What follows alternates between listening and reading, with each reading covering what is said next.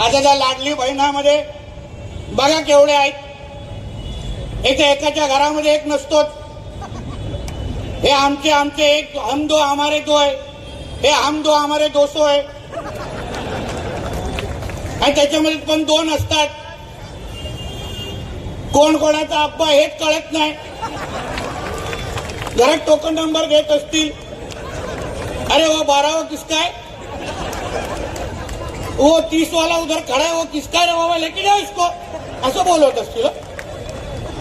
एका बाजूला मोदींना शिवाय घालणार, मोदी साहेबांच्या विरोधात बोलणार, पण मोदी साहेबांच्या आणि फडणवीस साहेबांच्या प्रत्येक योजनाचा लाभ घेण्यासाठी हे पहिले पुढे रांगेत उभे राहा.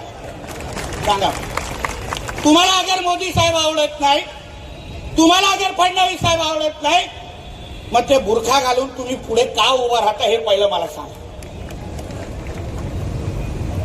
आणि अर्धे तो बुरखेवाले खरंच आमच्या त्या भगिनी असतात ह्याच्यावर पण प्रश्नचिन्ह आहे. हो, माझ्या मतदारसंघामध्ये तर एकाला बुरखा घालून 14 वेळा मतदान करताना आम्ही पकडलेलं, 14 वेळा.